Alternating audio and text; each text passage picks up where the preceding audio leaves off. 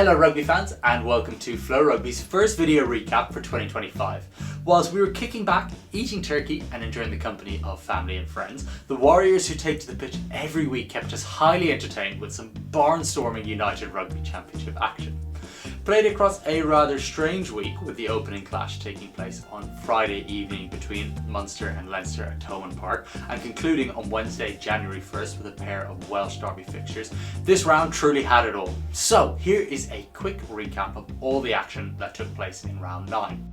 Starting with the big duel at Thomond Park, which despite incredible marketing by the URC for what on paper is the marquee fixture of Irish rugby, struggled to live up to the hype somewhat when a heavily rotated Munster side fell 28-7 to a very strong Leinster side.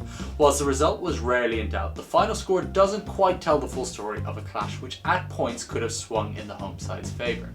Exploiting the Leinster rush defence with some clever long kicking down the middle, which split the Leinster backfield, Munster had a very good plan in theory. However, due to Leinster's ability to wear teams down with relentless physicality in defence, a few moments of lapsed concentration saw Munster concede tries that they would normally consider to be soft, namely Luke McGrath's opener where the scrum half scampered over untouched when Munster failed to get their pillar defence set. Getting back into the fight with a good try to Thomas Ahern, Munster had their chances, but a rather fortuitous score by Josh van der Fleer with the ball magically popped out of the rock put to bed any hopes of a comeback.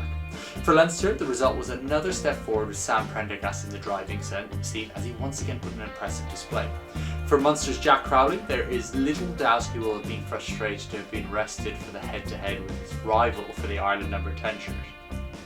One piece of final ingenuity from the undefeated men in blue was the early substitution of loosehead Jack Boyle, who played just 20 minutes before being replaced by Andrew Porter in a tactical substitution, which would have allowed Leinster to bring Boyle back on in the case of an injury to Porter. Clearly, this is a clever exploitation of the laws by Leinster and their former Springbok coach Jacques Nienaber. From Friday, we went to 4 intriguing fixtures on Saturday, 3 of which took place at the same time, starting with the South African coastal derby between the Stormers and the Sharks in Cape Town. For John Dobson's side, their 24-20 win was a huge result as it catapulted them right back into playoff contention in 10th position.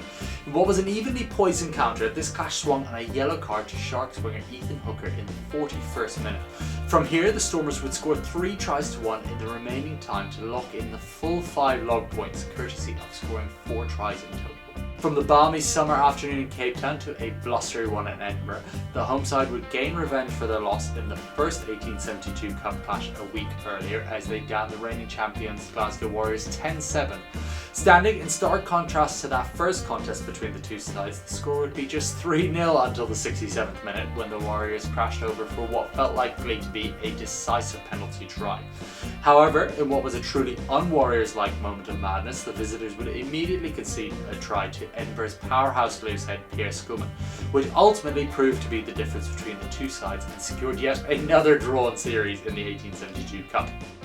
In the third of the mid-afternoon clashes, Benetton concluded a clean sweep of Italian rivals Zebre in what was a comprehensive 24-12 victory at home, scoring 2 tries through hooker Siole Male, with 2 further tries to send Ignacio Brecht and replacement Leonardo Marin to take all 5 points home. For Zebre, they once again produced plenty of fight with winger Simone Gesse scoring yet another brilliant try, but it would be far too little to get them anywhere close to Benetton and they left empty-handed. Concluding Saturday's action was the shock result of the round as an inexperienced Ulster side fronted up for a mighty physical performance as they downed Connacht 17-7 in Galway for a super result under new head coach Richie Murphy.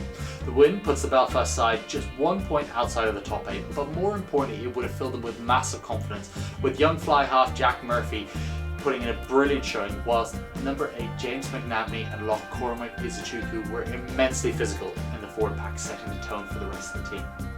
Bringing a close to the round were the Welsh Derbies, which produced 2 contrasting results. First up was the 13-all draw between Cardiff and the Ospreys in Cardiff. Stealing the show in this match was Ospreys fly half Dan Edwards, who was exceptional and has firmly put his name in the ring for the starting Welsh fly half role ahead of the Six Nations.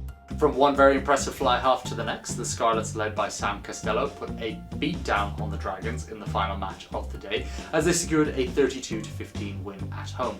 In truth, there was very little resistance from the Dragons in the early stages, with Scarlets winger Blair Murray scoring 2 tries inside the opening 15 minutes before back row Josh McLeod and winger Ellis Mead each scored to secure the bonus point.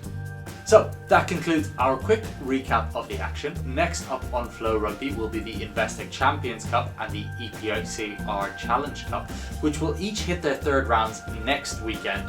Headlining the encounters is the latest instalment of the La Rochelle vs Leinster rivalry in what feels like a pool-deciding fixture, whilst Toulouse will hit the road and travel to Durban to face the Sharks in a clash that has the makings of an all-time classic and quite possibly the best on South African soil to date. Thank you for watching this video, and for more content please don't forget to subscribe to our channel, leave a like, and feel free to leave us a comment below on what was your favourite moment from round 9 of the BKT United Rugby Championship.